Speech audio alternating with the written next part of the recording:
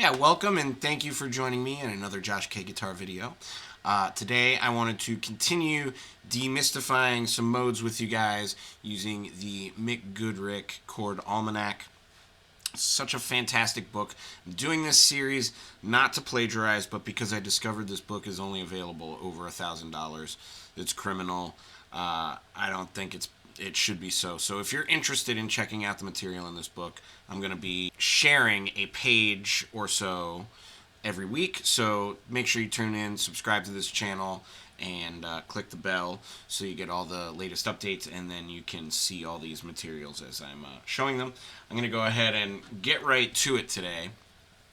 So here's the book, Guitar Voice Leading. I'm going to say what I always say in the beginning of these videos. First of all, batteries are not included. Some assembly is required. So, because of that, I will not be using tabs. I will show you a cool, interesting, fun way to practice this using a virtual fretboard. So you can see little dots that show you which notes I'm playing as I'm playing them. So you don't have to try to interpret what my hand is doing and what my fingers are doing the entire time. There's a little visual reference there for you. But no tabs, because there's not one way to do these. There's kind of like infinities. I've done a bunch of these videos now, and the new ways to play through this stuff just keeps on popping into my head every time I do one. So I'm going to share how I practiced today's page, and I might do a few like this because I find this is actually really helpful for some of my own students. So let's go ahead and get into it. The other thing I'll say before I just go ahead and share the page is always be careful to monitor any sensations in your hand, especially your fretting hand. Any discomfort, and you should just put it down, take a little break. It's good to stretch, but if you have discomfort at all, that's your body telling you that you need to wait on this particular concept. Maybe just play it one note at a time instead of trying to play all the notes together. But definitely take a break, rethink this one. Your body is telling you you don't want to do it in the way you're doing it if you feel discomfort. Let's get to it. Here's the page we're up to today. Cycle 7, C melodic minor. So here's what this means. We're moving down in seconds. So we're going C, B, A, G. Basically backwards through the scale, right? But we're going to be moving upwards in melodic direction. So the way that I wanted to do this today, now you can see, and I'm going to ask you to screenshot this, and I'm also going to blow up both halves of this page, the close and spread versions. What you'll want to do is, I'm going to apply this concept to just one line. You're going to want to apply this to all the lines, okay? Here it is blown up. Please screenshot this so that you can practice at your own convenience. There's the top half, closed triads, and bottom half, spreads.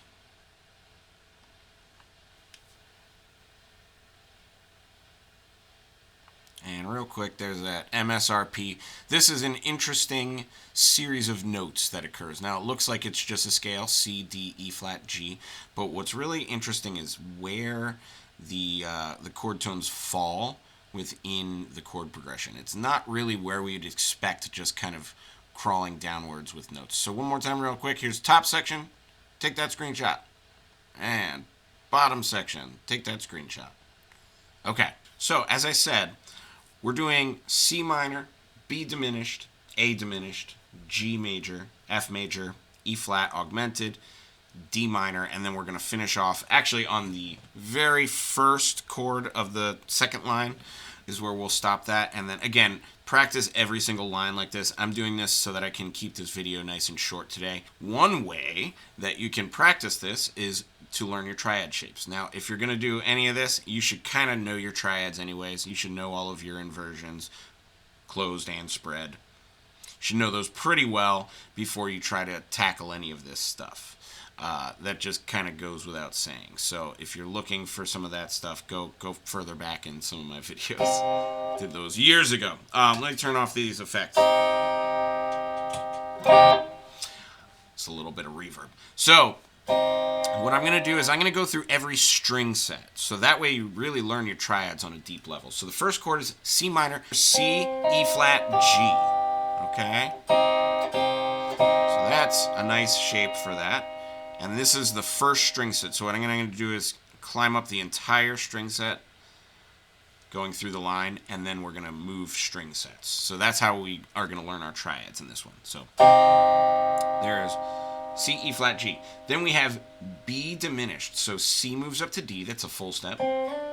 E flat moves up to F, that's a full step. And G moves up to B. That's actually a 4-fret move. Major third.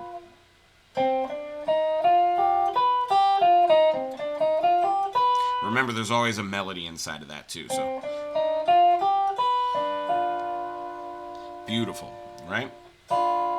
Then we have B diminished going to A diminished. And again, like our natural tendency as guitar players would be, oh, here's B diminished, so there's A diminished, right? No, we want to move upward in direction. So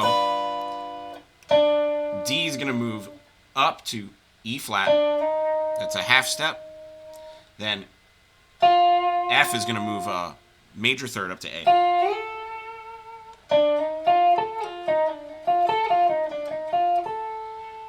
And then B is going to go up to C.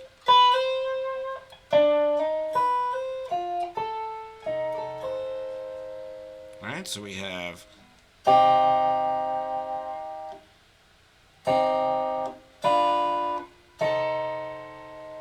right? Then we have G major. So that means whole step here, C to D, A to B, another whole step there, and another major third.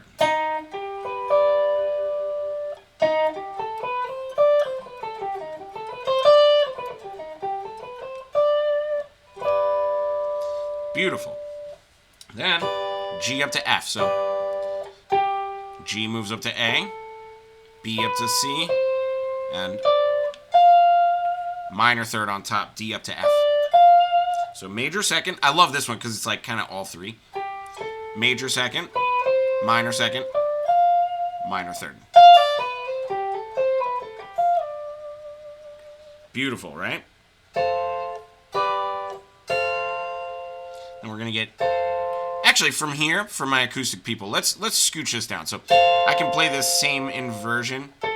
A, C, F, A, C, F, down 12 frets. Okay, so we were at fret 13, 13th position.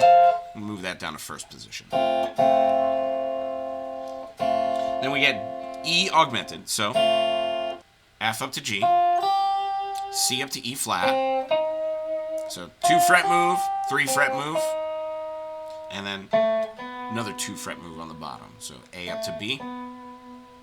We had, right?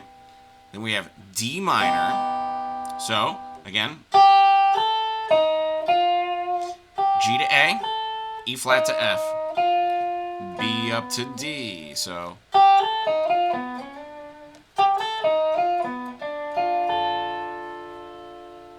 and then another move I love because it's got a little bit of everything, right? So half step, whole step, minor third, right?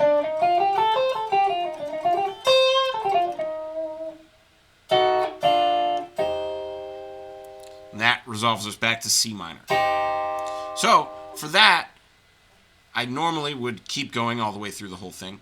I'm going to save some time today, though, and just do a third of this, okay? But when you're at home, practice continuing through the second line, third line, and then maybe even repeat back around so that you're ending on C minor here. Or if that takes you to a different place on the fretboard than where you started, maybe just keep going through until you end up where you started. This is a way that I practiced this stuff for like 10 years. So again, I'm not going to do all that today, but feel free, please screenshot this. Do that in your own time. This will really, really help your proficiency and your ability to just understand where things are on the neck. So here's how I would practice this now to get it on the next level, right? Next string set. Instead of 1, 2, 3, strings 1, 2, 3, I'm going to do strings 4, 3, 2, right? You notice same notes. C, E flat, G, C, E flat, G. So we're going to do the same thing. We're going to move every note the same number of frets, all of that stuff. We're just starting from a different shape.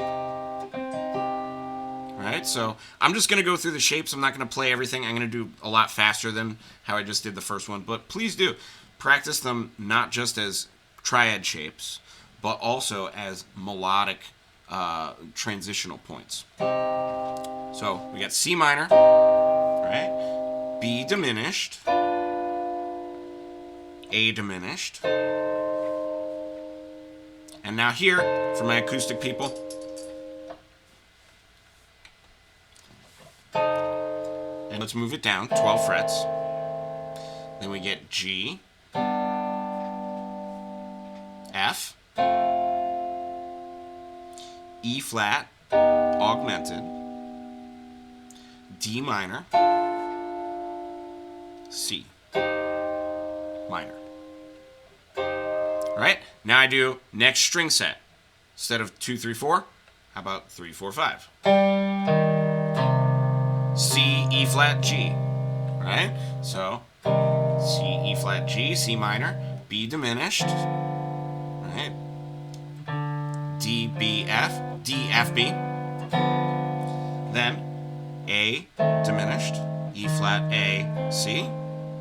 Then G, G, B, D, F major, A, C, F, right? E flat augmented, B, E flat, G, D minor, D, F, A. Let's move that down. All right, and then C minor, E flat, G, C. All right, one more string set. Right, C, E flat, G, D, F, B, B diminished, E flat, A, C, A diminished, G, G, B, D. Let's move that down an octave. Why not? Then F, A, C, F, E flat, augmented, B, E flat, G, D minor, D, F, A, C minor, E flat, G, C. So that's all the different ways of playing the same closed inversion all the way through the diatonic chords, C melodic minor, on all string sets. I think if you understand how to play that, on that level, you have a pretty good understanding of where things are on the neck. Now, I would do the same thing on your spread voicings, right? So let's do a few of those. Now, there's less options because we're spreading things out, and I'm going to show you some different options of the same sound so that you can practice fingerings that are most comfortable for you. But let's start this right away. Again, C, G, E flat, right? So I'm starting on my highest possible strings to play this. I guess I could technically do that, but that just, no, right? So I'm starting as low as I can to play this inversion on this set of strings, which is basically just first 4 strings. We're going to divide this one into first 4, second 4, and third 4. Right? So, C minor, then we get our B diminished. So, I'm going to go through this one a little slower just so you can see all the fret relationships. But C is moving up to D. G is moving up to B. Right? And E flat is moving up to F. So we have this.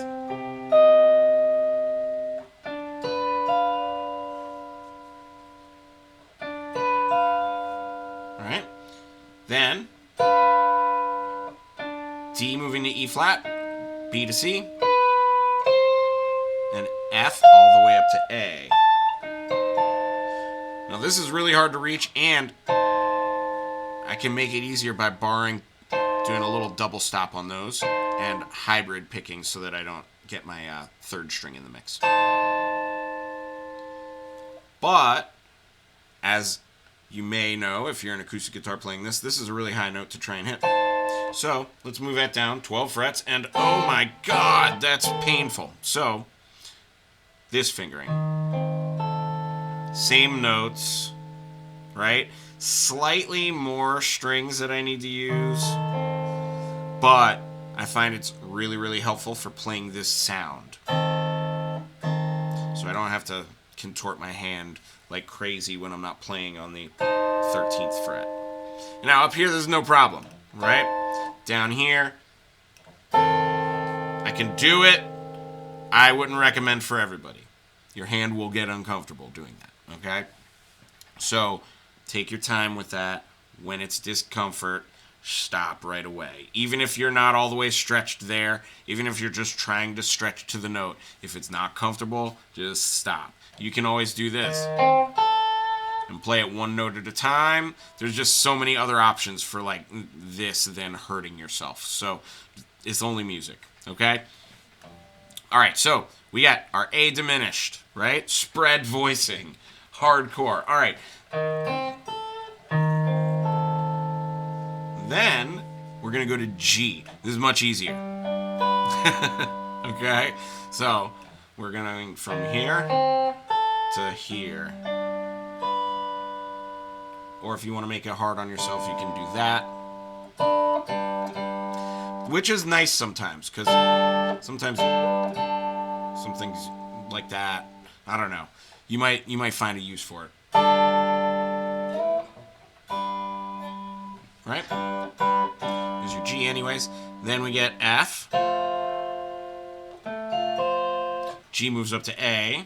D up to F. And B up to C. Then we're going to get our E flat augmented. So A up to B. F up to G. And C up to E flat. Then we're going to get D minor.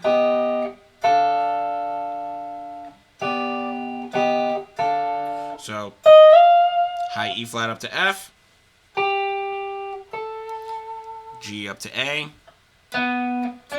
B up to D. And then we're going to end that off on our C minor chord. So you'll notice that for these spread voicings, I had to change octaves once, and then I still ended up all the way back here where I'm changing octaves again. So just notice it's a very, very big range when we spread the voicings out. So as you practice, if you find yourself having to like move down an octave a lot, that's normal. Very good. All right, so let's move next string set. Get this one for C minor, then B diminished. Then we get A diminished. And again, I like this one, even though this technically steps into the other string set. It's a lot easier than trying to do that. Maybe this. That's workable. If you bar down your pinky. But it's tricky. I would rather just hybrid pick and play that. A lot easier. Or if you don't want a hybrid pick, mute all those strings, you know? But figure out something that works for you, you know? So A diminished. That goes to G, which moves to F, which moves to E flat, which moves to D, which I will move down an octave, and then that goes to C minor. Last string set. All right, so we got C minor, B diminished, A diminished. And again, this voicing moves into that other string set.